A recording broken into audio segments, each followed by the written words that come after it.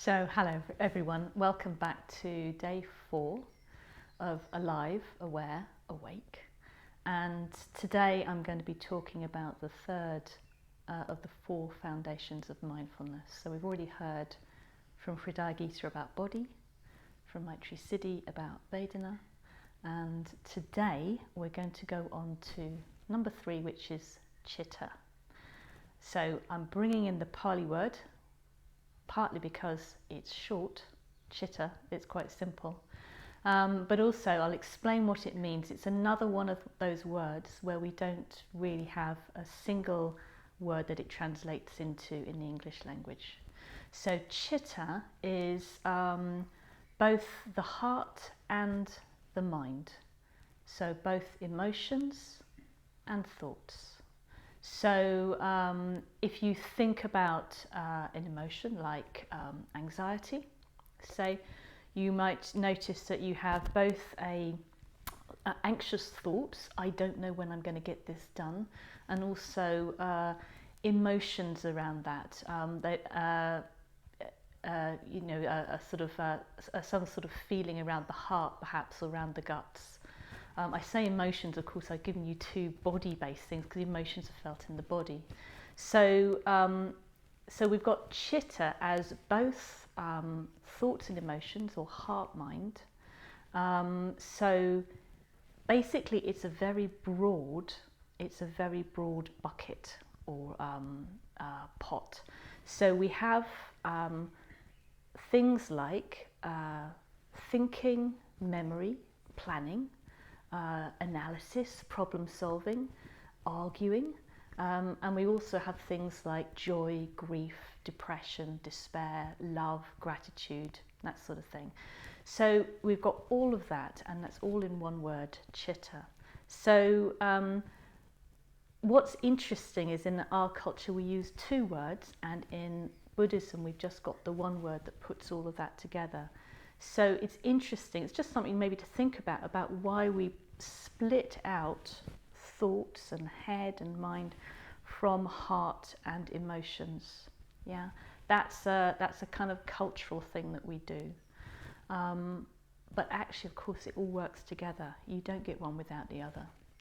And as Maitridevi was saying in the introductory talk, of course, even the categories of the foundations of mindfulness are a bit artificial. You know, they're taking the whole and they're breaking it up into bits. So, of course, emotions are felt in the body, and they have a Vedana, they have a pleasant or a painful or a neutral tone, feeling tone to them. So I was thinking, I'm a bit of a naturalist and I like to identify things. So this summer my project has been dragonflies. So in a way, these distinctions are a bit like me trying to identify dragonflies. If I get all the dragonflies I'm trying to look at in one go, it's a bit too much. But if I break them up and say, well, there's those big proper dragonflies here, and over here are the little damselflies, and in the middle are the demoiselle flies, then I've kind of got 3 categories. It just makes it a lot simpler to look at each one. So this is what we're doing. So we're now on the category of chitta. So I'm going to talk a little bit about chitta. It's actually, there's quite a lot to say, so I'll have to see how I get on.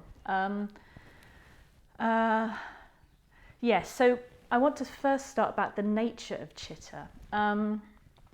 So when we looked at body and when we looked at the feeling tone or Vedana, they're both things that simply are present in experience. They just arise for you. There they are. Your shoulder aches, or you have a sort of a pleasurable sensation eating marmalade on your toast. But there's also and with chitta, there's also a passive sense of, like, the emotional quality might just arise. You might wake up in the morning and you just feel a bit miserable. There you are. There it is in your experience. But then there's an active dimension of chitta. So this is where it starts to get kind of interesting, which is that part of this whole area of heart and mind is that we also respond to our body, our feelings, and our thoughts and emotions. So we have a whole other layer of responses and attitudes to experience that arises, however it arises. So I was thinking, it's a little bit like, I was trying to think about an image for passive and active. I think it's, and I happen to have a boat in my room, so it's a bit like a boat. If you imagine, there's all sorts of what we could think of as a more passive element. So hopefully it's on the water. So you've got the ocean, you've got the waves, you've got the wind, the weather patterns, and you've got the shape of the boat and how it's rigged. That's all sort of given to you. But then you've got how you set the sails and where you're steering to. And those are sort of active, and they're also in this category of chitta. So that means it's actually, at sailing, there's quite a lot to it, and chitta, there's quite a lot to it as well.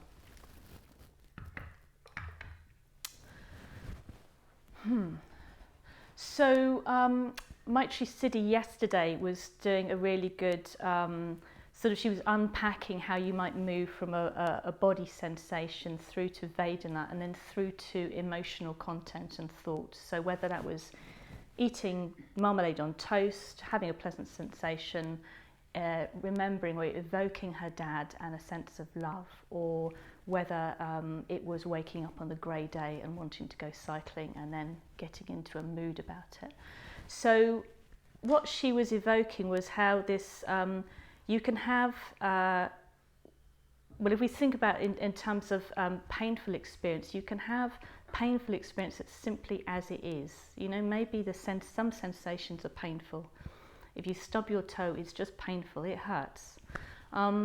But then your attitude to it can also introduce layers of pain or not.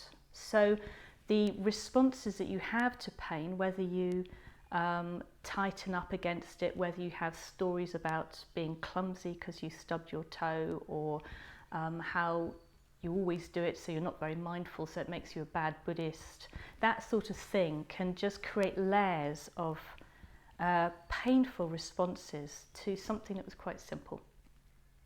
So I was going to use a cabbage at this point, but it hasn't arrived. But if you can imagine, you have, like a cabbage, you might have a simple sort of experience, and it might be painful, say at the centre of it, and then you get these layers, like leaves around it, of responses and reactions to all of that, and it can end up being quite big.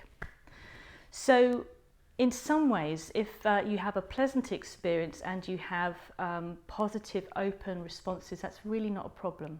So where we do get into difficulty is if you have painful experience and then we compound it.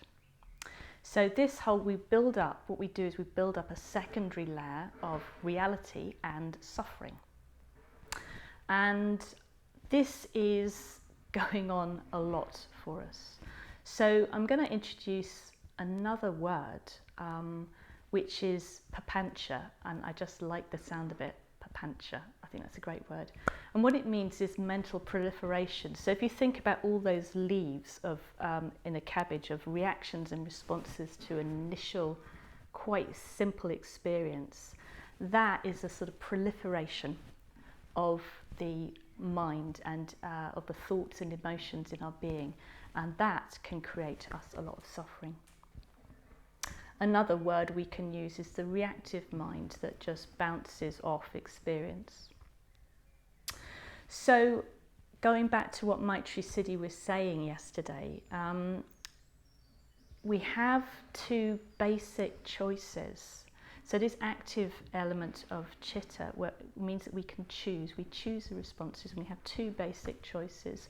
We can either fight with reality, and we do that by grabbing hold of things, resisting things, or ignoring things, because we don't like it as it is. Yeah, we don't like it as it is. And that creates a load of mental proliferation, or papancha. It creates a load of suffering, tightness, pain, a sense of being limited. Or we can work with reality. Yeah, meet it as it is, and you need to bring love, clarity, and contentment, those sorts of positive qualities to it. And what happens is then your experience has more of a sense of being free, and you have more of a sense of being unlimited, yeah, less caught up and bound. So, so this choice element of chitta is something that it's actually really important we bring awareness to. I'll just say a little bit more, because not only are there the consequences of what we choose in the moment can create pain for us. So in the moment we can distress ourselves with a particular response to a painful experience, but also every time we act, we are increasing the tendency for us to act like that again. It's how habit builds up. So if I tighten up from something I don't like and try and block it out, that might cause me pain now. But I'm also more likely to do that next time. So my act becomes a habit, and then that becomes my character or personality. And that then actually can become what my life is, which is quite sobering. It's quite a sobering thought. What sort of person am I becoming now? So this question of what sort of person am I becoming now, in a way we could just sit quietly for a few moments and just feel into what's going on for us, because whatever's going on for us is actually part of what we become. So for example, for me, I'm giving a talk that's a bit anxiety provoking, and I'm not used to doing it being recorded. So if I feel into my experience, I can feel that I'm a bit tight in the body. Thighs are my favourite, and belly. So I can feel I'm a bit tight, and that's me in a way tightening up against the experience. So sort of refusing the discomfort, perhaps of feeling a bit of anxiety. So I have a choice. Like the anxiety might be a given. You know, actually it's a perfectly reasonable response. Not much I can do about it. But I have a choice about how I respond right now to that feeling. So I can either soften into the body, which is the same as softening into the experience, which is the same as allowing myself to feel it a bit more, or I can carry on pulling myself up away from it. And either way I go, I'm more likely to do that next time. So I do want to think about that. So in a way you can think about, well, how are you listening to this talk? And it might just be there's not a big deal going on, but even on quite a subtle level, it's interesting just to think, well, what are you doing? How are you being? And how might that affect who you are and what you become? So I want to spend the rest of the talk talking about, well, so how do we engage with chitta, with the heart mind, with emotions and thoughts? How do we work with it in the sense of becoming aware? So, and I'm going to mainly talk about the reactive mind, in other words, the mind that is resisting or grabbing or ignoring, yeah, which usually is what we're doing in painful situations, because that is usually the problem area, and that's usually what's causing us suffering. So as long as the feeling isn't, as long as whatever's going on for you isn't completely overwhelming, then you might notice, well, you might come into your experience. You can do it quite simply. You might just give yourself a bit of space and a bit of quiet, come into the body, and you might notice you've got a narrative going on. Maybe you've got a story. Maybe you've got thoughts about something. You don't actually necessarily have to do this sitting quietly. You might notice it in the moment. Let's say you're in the kitchen and the washing up hasn't been done, yeah? And maybe the person, if you live with a person, they're never doing the washing up, yeah? They always get out of it somehow. and it's a bit of a thing. And you might notice you've got a whole story going on about them and the washing up and how unfair it is. So that, we're in the realm of chitta, we're in the realm of emotions, thoughts, stories. So what's quite interesting is you could ask yourself, well, you could, am I in that story completely? Yeah. So one possibility is that you're completely in that story. You believe that story, it's right. Yeah, you're right, and you kind of indulge in it and keep going over it. Yeah, the story, these stories tend to like to go round in circles and repeat and repeat. So you could be in that state. Another possibility is that you could be, actually the story's still there, but you're refusing the story as well. So you're trying to block it out or deny it. Yeah, you're, in a way, you don't like that experience of the story, so you become a bit alienated from it. Yeah, you're trying to suppress it. So that you've got two sort of possibilities of being completely in something, or actually being very affected by something but having an aversive response to it. And what we're trying to do is bring ourselves into relationship with the experience itself, which means that if you're in the story, in the narrative, in all the thoughts and the feelings, you need to recognize them for what they are, which is thoughts and emotions and stories. They're not any more valid than an aching shoulder or feeling warm on a hot day. Yeah, they're just thoughts. They're just mental arisings. Yeah, they're experiences in the body. So you can start to give yourself a little bit of distance from the story. So what I think of is in terms of moving from the content of the story, this whole storm of emotions and thoughts about this other person and the washing up, to what does it feel like? What does a story feel like? Which is, it might feel jaggedy in terms of the energy. It might feel heated. It might be a sort of churning sensation in the belly. So actually you come into the quality tone of what's going on rather than staying in the narrative. So that's one way of coming into the experience a bit more. So the move from being in the story is one of giving yourself perspective. Yeah, you need to get the perspective that this is a thought, this is an emotion, this is a story. And in a way, that perspective takes you out from the inside of it and gives it, holds it in a bigger container. So sometimes people use an image of, it's almost like when you have a story, it's like you've stepped onto the bus of the story, you're in it, rather than actually watching the bus go past.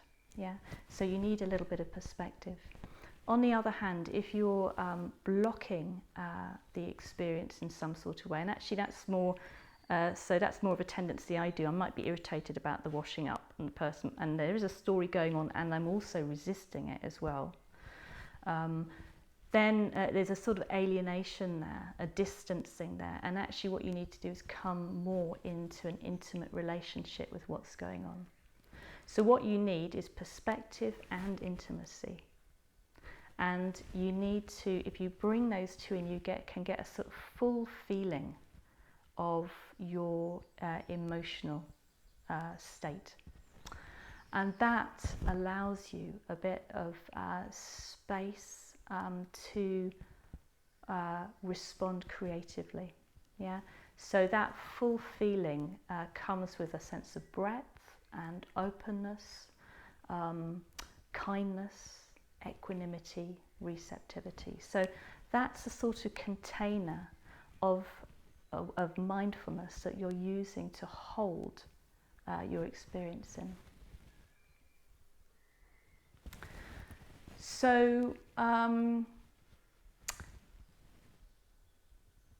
so some of the ways that I find helpful to do this, to move into full feeling, and just to sort of summarize really, to bring yourself down into the body. The body's really important. Make things simple, which is where we've gone with Vedana. Just a simple question. How does it feel? Yeah.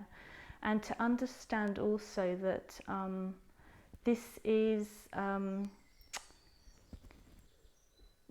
passing. These emotions, these thoughts pass. The perspective from within them tends to be that they'll carry on. Yeah, the perspective within a story about being no good at something, or like you know, the world doesn't have meaning, tends to also have a feeling of it'll go on forever. So you need to give yourself a sort of bring in a sense of impermanence, of the way things change as well. So becoming embodied, bringing kindness, bringing humour, bringing a sense of change is all important in coming into relationship with thoughts and emotions in a creative way. It'll give you a bit of space to work out how you want to respond. Yeah. It might be, however, that whatever's going on for you is overwhelming. So it's good just to have a notice that. So when I mean overwhelming, so I was thinking also bringing back the boat in. It's a bit like if we think about awareness of emotions and thoughts, I'm sort of assuming that your boat's sailing along and you're trying to gauge the wind and the weather conditions and then work out how to steer. So having perspective and direction space all helps. If you are capsized, actually you need to do something different first. You need to get the boat upright. Okay, so capsizing is the overwhelmed bit, and that's when you're in something like panic, catastrophizing, rage, seeing red, you know, when you've completely lost your perspective. So actually this happened to me the other day in relation to thinking about this talk, where I read a little bit of somewhat obscure Buddhism with a little list of 4 things with Pali words that I didn't know. And I don't know quite what happened, but I just threw me into a panic where I thought, I don't know this. I mean, that was fact, that was fine. And then where I went with that was, I should know this. I ought to know this. I've been practicing for ages, you know, for 30 years. I really should know this. In fact, this is probably what I should have been practicing for 30 years, and I've been doing everything wrong. So, and in that time, the adrenaline kicked in, and so I kind of got into a panic almost instantly. And so what I needed to do was write to myself first. So instructions for that, again, come into the body, make things simple, find the ground beneath you, because in a way you've lost the ground, haven't you? Again, a huge amount of love needs to come in there, and also, as I said, knowing it will change. But you can have a huge amount of energy swirling around. So with that, it actually, you know, triggered the adrenaline, which meant my body was kind of going a bit crazy. You know? So actually, give yourself a lot of space. Give yourself a lot of space. This can happen with anger and things like that as well. Sometimes you need to calm down, and actually a sense of almost like a wild animal in a large field just running round and round in circles until it calms down is fine.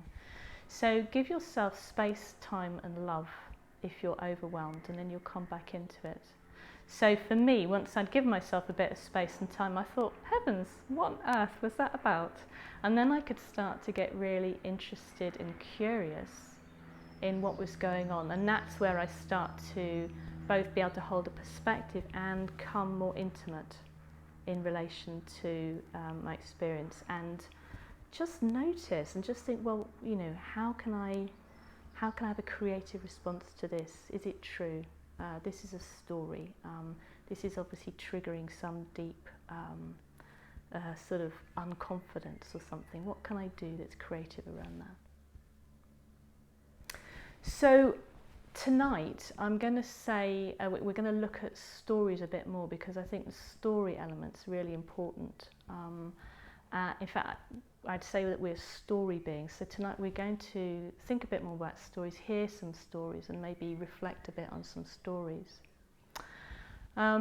But awareness of our thoughts and emotions and finding ways to be kind and not reactive and not judgmental will allow us to make wise choices, and it will allow us to bring more emotional positivity into our lives. In a way, it'll allow us to become happy, healthy human beings. But there's more to it than that.